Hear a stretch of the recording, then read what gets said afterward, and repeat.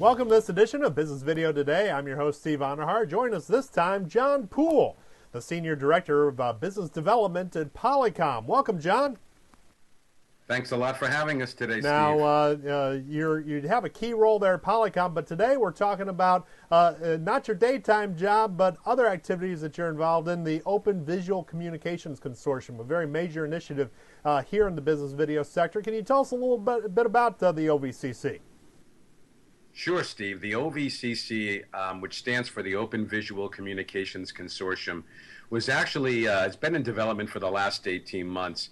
Ultimately, it was a group of providers that Polycom was leading in order to answer a call that Polycom's customers had been making that they needed a business-to-business platform so they could use their investments with Polycom with other customers.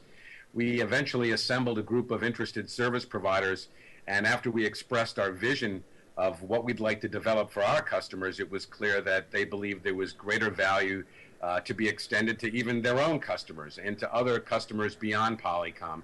So it was decided that the OVCC would incorporate as a separate independent industry consortium that would be run by the members themselves, and it would basically aim to do primarily two things. One, establish a commercial and a technical blueprint that would enable other members to join and federate their video and their unified communication exchanges. So basically defining the rules comprised of standards and best practices in order to commercialize a public cloud, if you will, for video and unified communication. And the second mission was to take that blueprint and then apply it to their own businesses for the purposes of federating so that they could indeed offer a service compatible with this spec that would provide their own customers the ubiquity that everyone else today enjoys with a mobile phone. Through this project could actually be extended now to visual and to unified communication endpoints.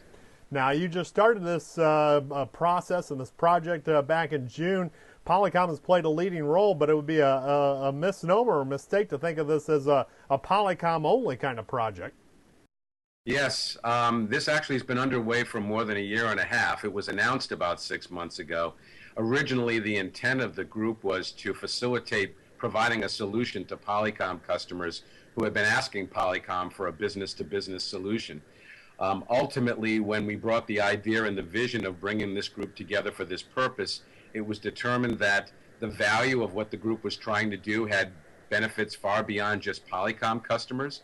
And so for every member to bring whatever investments they had and whatever vendor's technology and enable it to be interconnected with others provided a value that the industry seemed to embrace. And it was clear as we developed the initiative that this was no longer going to be simply a Polycom program. This was going to be something independent of Polycom that would rise the tide for all boats, and Polycom would be one of the boats that would benefit from the ability to have a much larger scale adoption through enabling this ubiquity with what the group is trying to accomplish. So talk about some of the other members then. Who else is helping drive the boat here? Talk about the scope of involvement that you have thus far. So the founding members are comprised of a variety of different service providers. Some of the largest service providers in the world, such as AT&T, Verizon, Orange Business Services, Telstra in Australia, are some of the larger members that we've had that have come together as the initial set of founders. There are other members such as BCS Global, Teleris, for example, or other companies that are smaller in nature, but they provide a balance in terms of representing the needs of a variety of different providers who all have customers who are leveraging video and unified communications. So as we look at, say, the next 6 months or so for the OVCC, what are some key milestones, some key achievements that we should be measuring the group's progress against? Sure. I think some of the things that you'll look for are the continued growth of the group. The group started out with a membership somewhere between 10 and 15 members.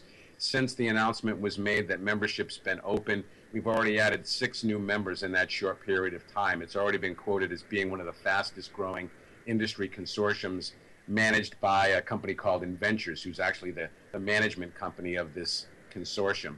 I think other areas to look for progress will be the formalization of the interconnecting mesh network that will be the backbone, which will be the glue, which actually brings all these exchanges together. and I think you'll see those materialize sometime after the first of the year.